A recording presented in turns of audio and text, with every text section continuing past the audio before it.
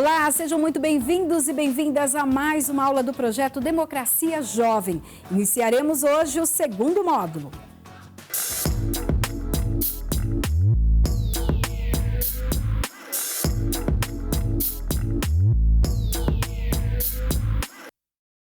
O curso Jovem Legislador tem intenção de preparar você para o exercício da cidadania e aprimoramento como ser humano, crítico, autônomo, ético e que saiba construir um diálogo respeitoso. Eu sou Priscila Silvério e vou acompanhar você nessa jornada. Na aula de hoje vamos abordar o processo legislativo. De acordo com o Dicionário de Conceitos Políticos do ILP, o processo legislativo significa o conjunto de atos realizados tipicamente pelo Poder Legislativo dos diversos entes federativos, de acordo com as competências e tipos legislativos respectivos, visando a elaboração de normas em geral. Inclui as fases de iniciativa, discussão, deliberação, sanção ou veto, promulgação e publicação. Conta com a participação de outros poderes ou órgãos colaborativos. Também leva em consideração a iniciativa, que por vezes é atribuída ou permitida a outros poderes em razão da matéria, o assunto, e a sanção ou veto de responsabilidade do chefe do Poder Executivo. O processo legislativo é o modo pelo qual são feitas as proposições que constam no artigo 133 do Regimento Interno da Lespe. Proposições legislativas são emenda à Constituição, projetos de lei complementar, projetos de lei ordinária, projetos de decreto legislativo, projetos de resolução, moções, requerimentos, substitutivos, emendas e subemendas e indicações. Vamos conhecer agora o processo de construção de uma proposta apresentada por um parlamentar até que ela se torne uma lei. Vamos lá, então? Começamos com os produtos legislativos, que são tipos de leis, normas e a Constituição. A federação é composta pela União, pelos estados e municípios, sendo que cada ente federativo possui competências e atribuições próprias. Nesse sentido, os Estados-membros têm competência residual em relação à União e aos municípios. Sobre esse assunto, vale dar uma olhada nos artigos de 21 a 25 e o 29 da Constituição Federal. É só mirar a câmera do celular para esse QR Code. Eu vou dar um exemplo para você entender melhor.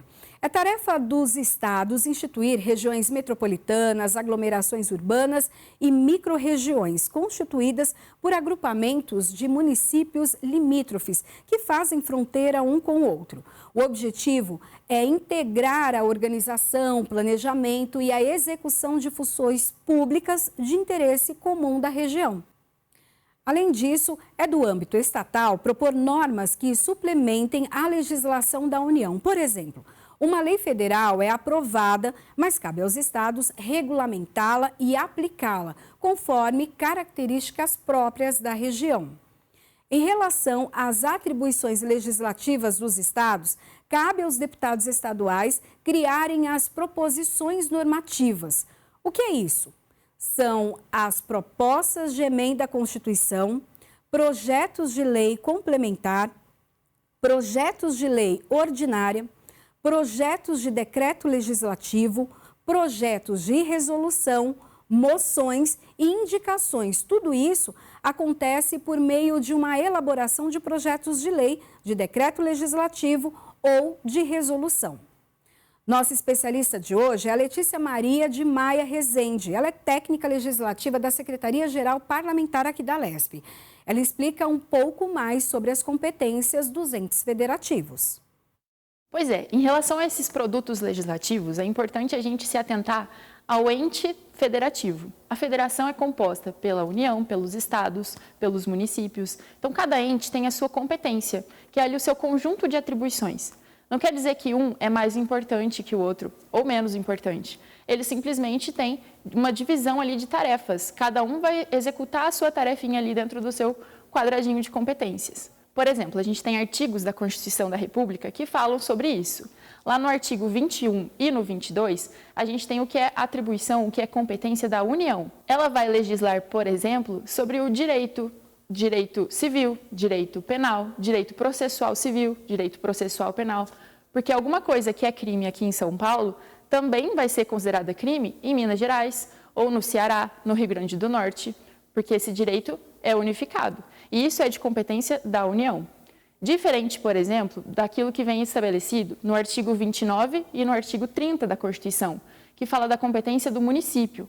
O município vai legislar sobre aquilo que é de interesse local. Por exemplo, também o transporte coletivo. Considerando, então, o que eu já disse sobre esses artigos que falam sobre a competência da União, a competência dos municípios, o que resta para o Estado?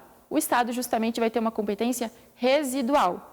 Nesse sentido, os deputados estaduais que representam a nossa população paulista vão poder legislar desde que isso não fira a competência da União, lá dos nossos deputados federais e senadores, e também dos vereadores, que seria a competência municipal. Acerca disso, por exemplo, a gente tem o artigo 25 da Constituição da República, que trata especificamente dessa competência residual dos estados. Ao Estado vai caber legislar sobre gás canalizado e regiões metropolitanas, por exemplo. Agora que entendemos o que cada instância do Legislativo faz, vamos aprofundar nos produtos. O projeto de decreto legislativo se refere a matérias de competência exclusiva do Legislativo, sem a sanção do governador do Estado. A moção é uma proposta que permite a manifestação da Assembleia sobre determinado assunto, criticando, aplaudindo ou protestando. Já a PEC, proposta de emenda à Constituição, tem o objetivo de alterar a Constituição. É apresentada com a assinatura de 1/3 dos deputados da Assembleia e é aprovada por voto favorável de 3/5 em 2 turnos de votação. A indicação é uma peça legislativa na qual são sugeridas aos poderes do Estado ou da União medidas de interesse público que não são iniciativas da Assembleia. Já o projeto de resolução é destinado a regulamentar matérias de competência privativa da Assembleia Legislativa. O projeto de lei complementar, aprovado por voto favorável da maioria absoluta da Assembleia, tem como objetivo regulamentar assuntos específicos determinados na Constituição. E, por fim, o projeto de lei ordinária é a proposta mais comum que trata de todas as matérias que podem ser objeto de regulamentação legislativa. Agora você já entendeu o que cabe aos deputados estaduais que trabalham na Assembleia Legislativa.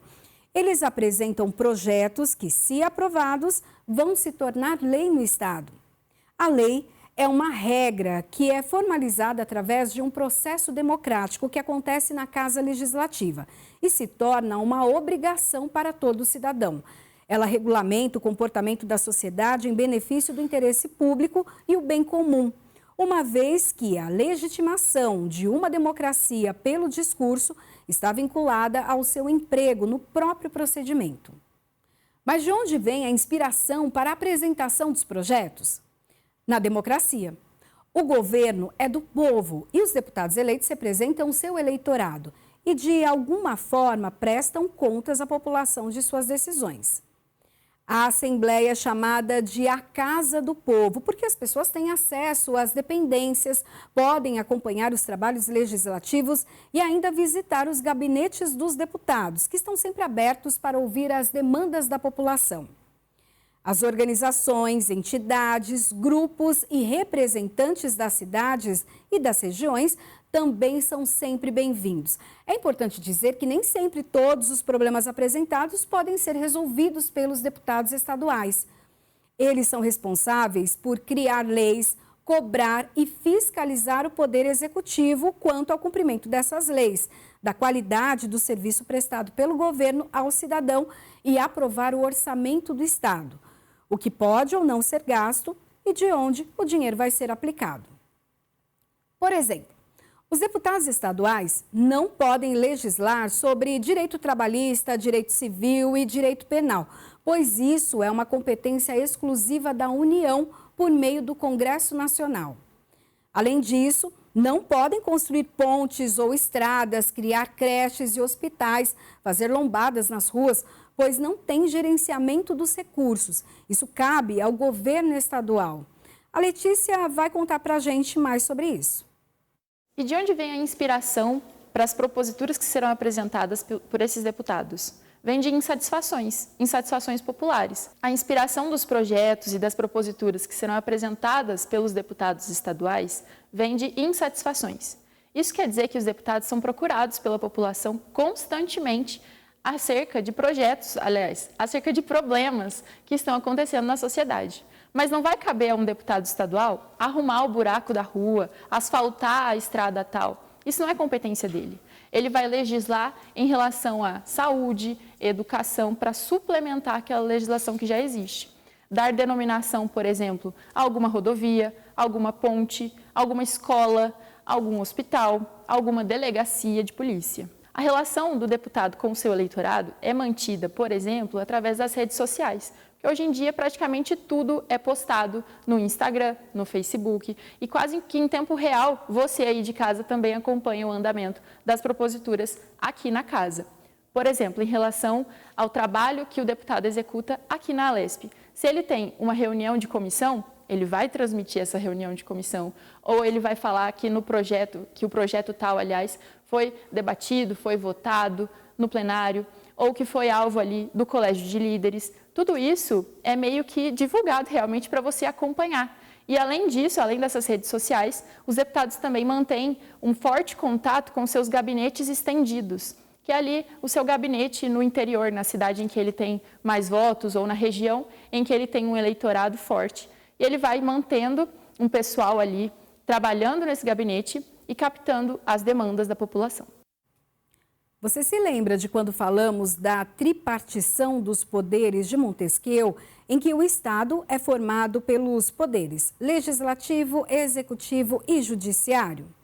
Então, esses poderes têm funções típicas e atípicas. Quando falamos das funções típicas, são aquelas consideradas as funções principais de cada poder. Destacamos que o legislativo legisla, ou seja, cria leis. O executivo executa, coloca as leis em prática. E o judiciário julga conforme a legislação. Nesse sentido, cabe ao parlamentar apresentar as leis e representar o povo.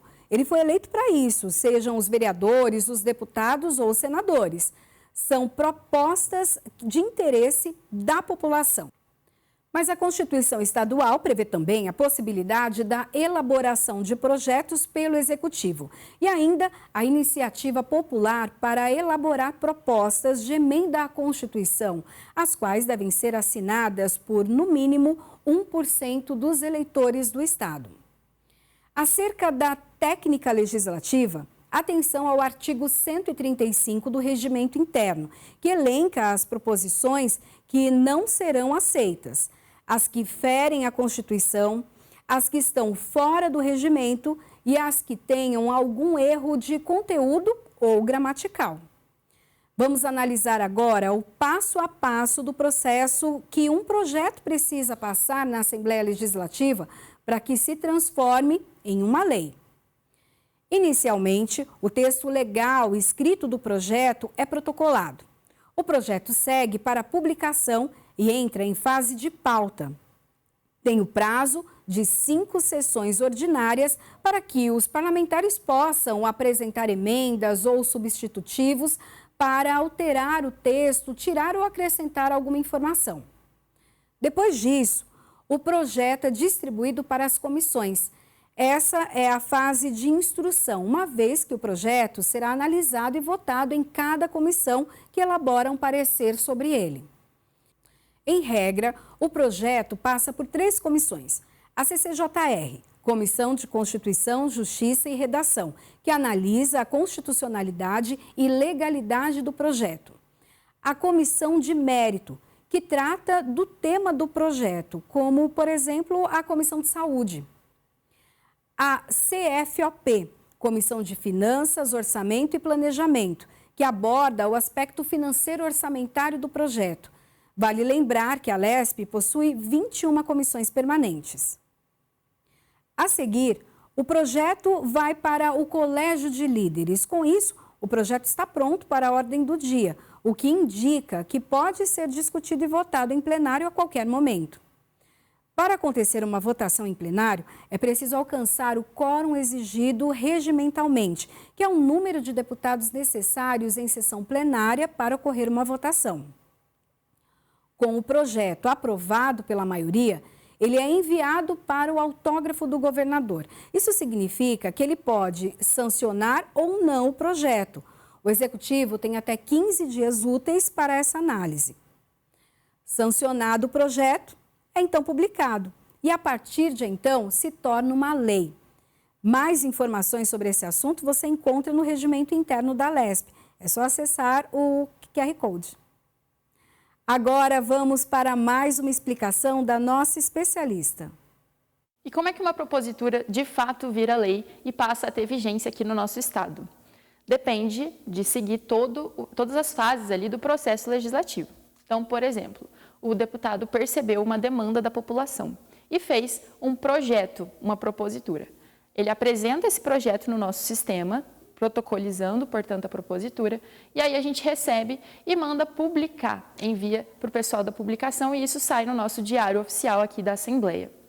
Esse projeto vai ficar em pauta, em regra, por 5 sessões ordinárias. E aí, depois dessa pauta, a gente vai para a parte da distribuição, em que a gente vai começar, na verdade, a fase de instrução desse nosso projeto. A primeira comissão, normalmente, será a CCJR, Comissão de Constituição, Justiça e Redação, em que serão analisados aspectos como iniciativa, se ela não está viciada, constitucionalidade, legalidade, enfim, se aquele projeto de fato está de acordo com o que propõe, com o que estabelece o nosso ordenamento jurídico. Depois, esse projeto vai ser encaminhado para a comissão de mérito, que depende ali do tema que está sendo tratado. Por exemplo, saúde, educação, cultura, transporte, habitação. E, por fim, vai passar pela CFOP, Comissão de Finanças, Orçamento e Planejamento, em que a gente vai ver esse impacto financeiro do projeto diante do nosso estado. Depois de o projeto passar por essas comissões, é importante dizer, aliás, que em cada comissão a gente vai ter um relatório e esse relatório vai ser votado pelos membros que compõem ali aquela comissão. Depois de votado, esse relatório torna-se um parecer. Então, em regra, cada projeto terá 3 pareceres, da CCJ, da Comissão de Mérito e da CFOP. Assim que ele já estiver com todos esses pareceres, ele vai se tornar pronto para a ordem do dia, POD. E assim será pautado para a reunião dos líderes, chamado de Colégio de Líderes, que é um colégio que está previsto ali no artigo 83 do nosso regimento interno. É uma reunião em que, de fato, os líderes, dos partidos aqui representados vão organizar a pauta da sessão. Se esse projeto estiver em pauta, ele já vai para a próxima sessão, em que será deliberado, ou seja, discutido e votado. Depois de votado e aprovado, e tendo também a sua redação final, isso é publicado, é enviado para o governador, que é quem sanciona o projeto, e se ele de fato for sancionado, a lei vai ser publicada e vai passar a vigorar aqui no nosso estado.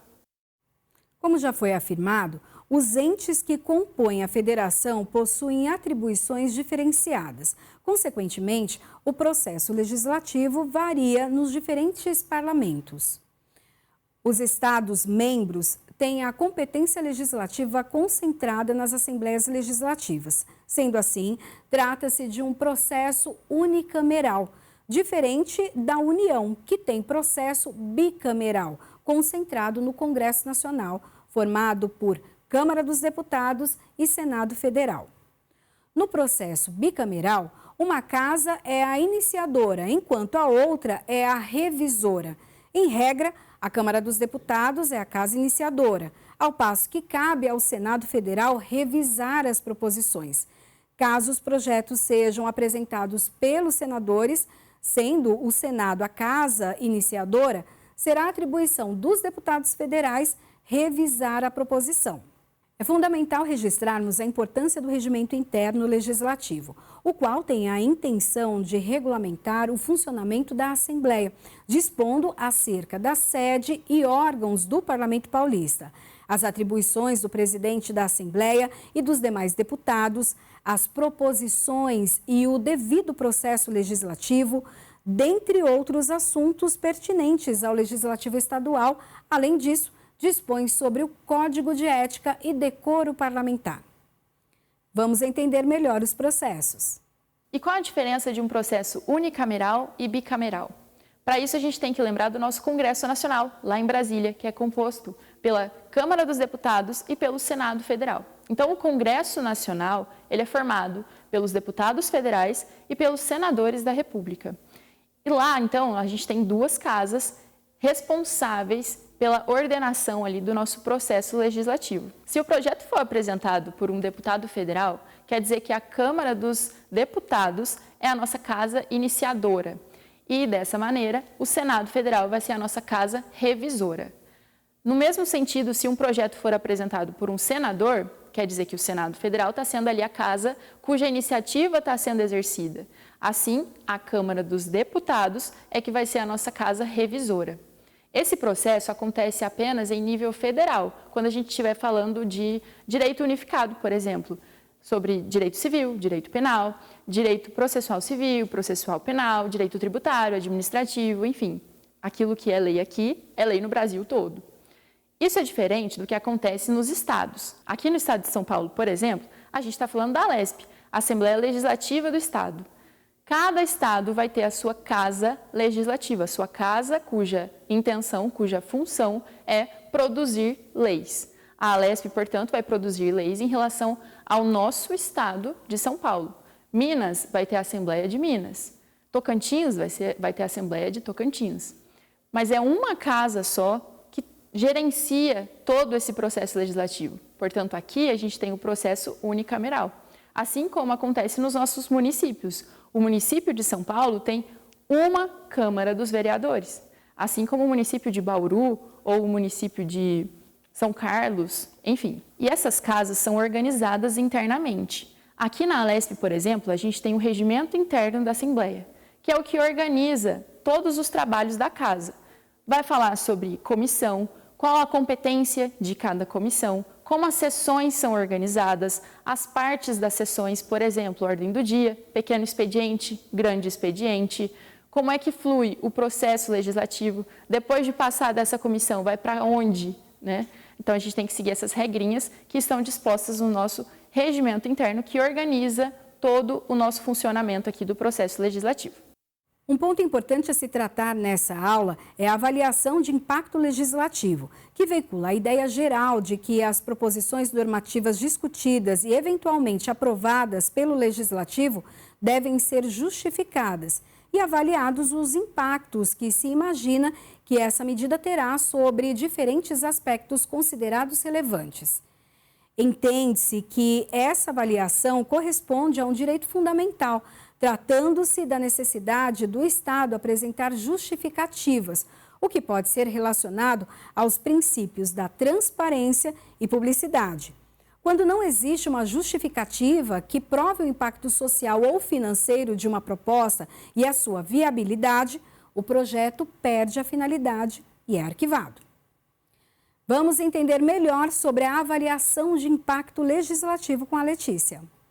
E sobre a avaliação de impacto legislativo, eu vou até retomar aqui uma parte do conceito que já foi apresentada para vocês, que diz o seguinte: a AIL, que é a avaliação de impacto legislativo, veicula a ideia geral de que as proposições normativas discutidas e eventualmente aprovadas pelo Legislativo devem ser justificadas e avaliados os impactos que se imagina que a medida terá sobre diferentes aspectos considerados relevantes. Isso quer dizer que esse projeto, que lá na frente vai se tornar lei, tem que ter, na verdade, no começo já, um estudo em relação a esse impacto do projeto quando se tornar lei.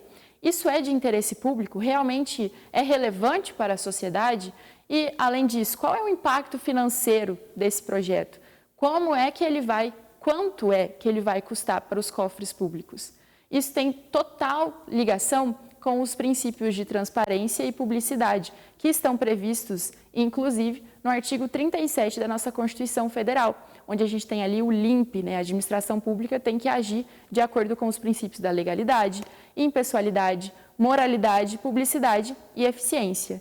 Então, a gente pode concluir que essa AIL é basicamente um direito constitucional de todos nós.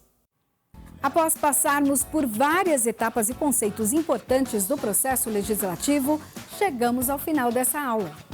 Nesse módulo, vimos sobre as fases a serem percorridas por um projeto apresentado pelos deputados até se tornarem lei. Do protocolo, às comissões temáticas, do colégio de líderes, à ordem do dia.